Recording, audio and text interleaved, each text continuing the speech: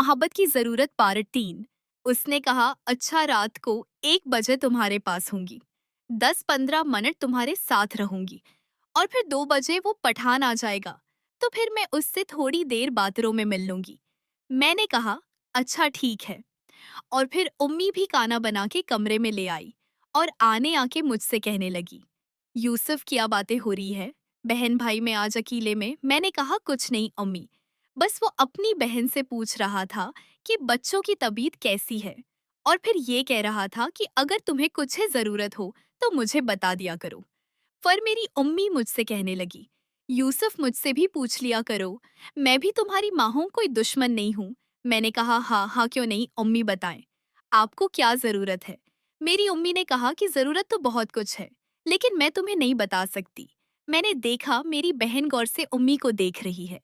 अजीब सी निगाहों से फर उम्मी ने बात बदलने की कोशिश की, खाना रखा और दूसरे कमरे में चले गई।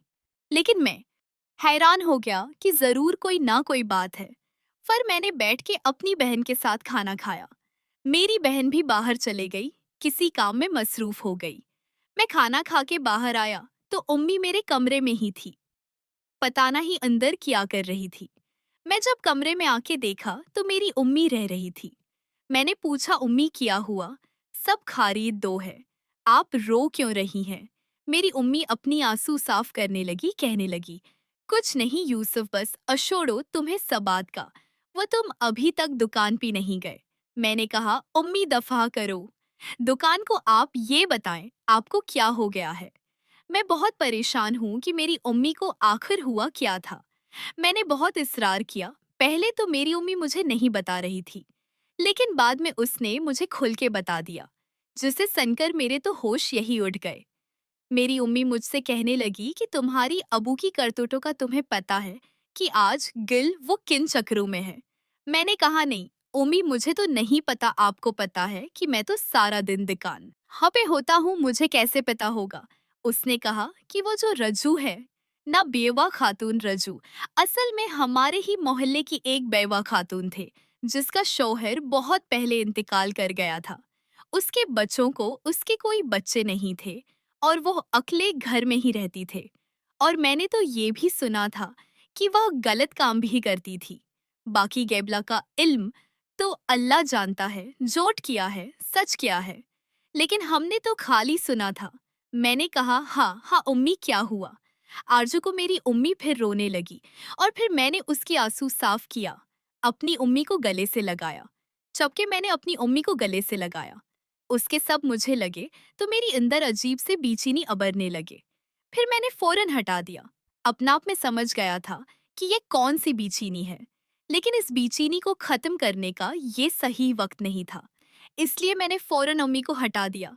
फिर मेरी अम्मी मुझे बताने लगे, ये सिर्फ तुम्हारी अबू आपस में लगे हुए हैं, उनके भी जरूर कुछ चल रहा है। मैंने कहा, अम्मी आप ये हाँ कैसे कह सकती हैं? क्या आपने अपनी आंखों से देखा है? उसने कहा, मैंने देखा तो नहीं है, मुझे एक मोहल्ले की औरत ने बताया है। तुम्हारे शौहर आजकल उस घर के बहुत चक्कर लगा रहे हैं, और परसों और उजू भी तो तुम्हारे घर तुम्हारे अबू का पूछने। और फिर मैंने ये बात तुम्हारे अबू से पूछे कि रजों क्यों आई थी। तुम्हारा पूछने हैं वो अलटा गस्सा करने लगे, कहने लगे तुम घर में रहो, बाहर के मामलात में तुम दखलंदाजी न करो। फिर मैंने गस्से से उन्हें कहा कि क्या तुम रजाओं से शादी करने वाले हो?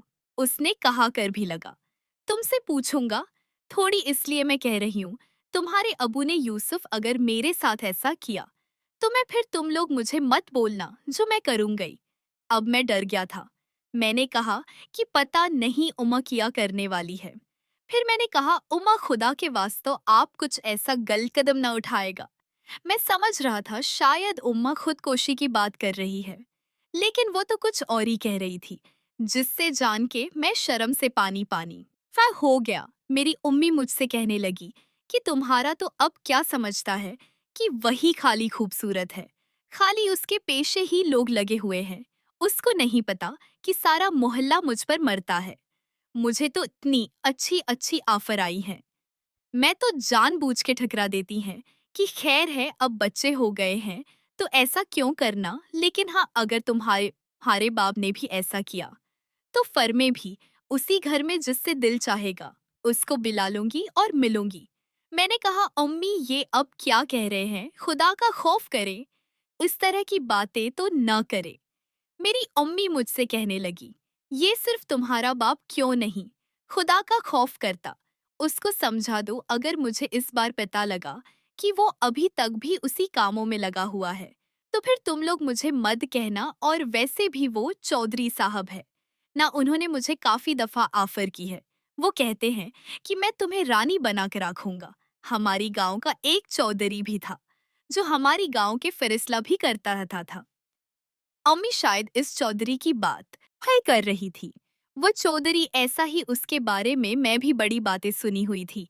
मैंने सुना आके जिसकी बेवी भी देखता है कि खूबसूरत है उसके पेशे पड़ जाता है।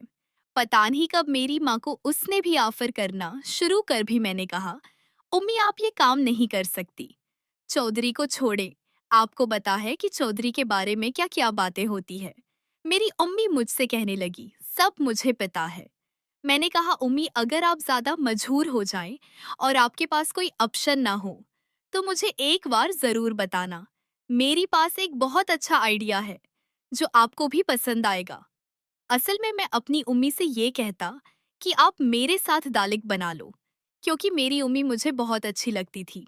मैंने बहुत मुश्किल से खुद को कंट्रोल किया हुआ था और फिर ये मौका अच्छा मेरी हाथ आ गया था। फिर मेरी उम्मी मुझसे कहने लगी यो सब क्या प्लान है तुम्हारे पास, बताओ मुझे। अगर मुझे अच्छा लगा तो मैं आज से ही उस बेअमल करना शुरू कर दूंगी। मैं अभी अपनी उम्मी से अपने दिल की बात नहीं कर सकता था ये मौका और वक्त ठीक नहीं था। मैंने कहा उम्मी अभी नहीं, जब आप बिल्कुल परेशान हो जाएं और आपके पास दूसरा कोई चारा ना हो तब मुझे एक दफा लाजमी बताना। फिर मेरी उम्मी ने कहा कि अच्छा आने दो तुम्हारे अबू को, आज मैं उससे फाइनल बात कर लूंगी। यहाँ तो वो रुजू के साथ रहेगा, यहाँ वो मेरी साथ रहेगा। मैंने कहा अच्छा ठीक है, आपकी मर्जी। और फिर मैं उठे बाहर ही आने लगा। फिर उम्मी ने मुझे पेशे से आवाज दी। फिर मैं पेशे मुड़ा। मैंने कहा जी अम्मी किया हुआ। उसने कहा ये सिर्फ जरा यहाँ आके मेरी साथ बैठो, मुझे भी तुमसे एक बात करनी है। मैंने कहा जी अम्मी बताएं। मेरी उम्मी ने मुझसे कहा कि तुम आलिया को जानते हो। मैंने कहा हाँ अम्मी, हमारे ही मोहल्ले की लड़की है, अच्छे तरीके से जानता हूँ। उसने कहा वो तुम्हारे बैठ कोई चक्कर चल रहा है। मैंने कहा हर नहीं अम्मी, ये आपको किसने कहा, क्यों पोष रहे आप, और आपको ये किसने बताया। मेरी उम्मी ने कहा आलिया आई थी आज मेरे घर पे और वो यही कहे के गई है कि आप मेरे घर पे रिश्ता भी जो आए और मैं एक दूसरे को पसंद करते हैं। अब मैं बड़ी तरह फंस गया था कि अगर मेरी उम्मी के सामने मान जाता कि हाँ मैं उसको पसंद करता हूँ तो रिश्ता ही ले जाती, और आलिया आए तो वैसा ही मर रहे थे। मेरे साथ शादी करवाने के लिए मैंने कहा नहीं उम्मी, मेरे उसके साथ कोई चक्कर नहीं है, आप उसको मना कर दें। हालांकि मैं करता उससे मोहब्बत था, लेकिन अभी वो ये वक्त नहीं था कि मैं उससे शादी करूं। मैंने अभी जिंदगी में बहुत कुछ देखना था जिसकी मैं अभी प्लानिंग कर रहा था। मेरी माँ की बहनों और भी बहुत सारी थी जिनके साथ मैंने बहुत सारा वक्त गुजारना था।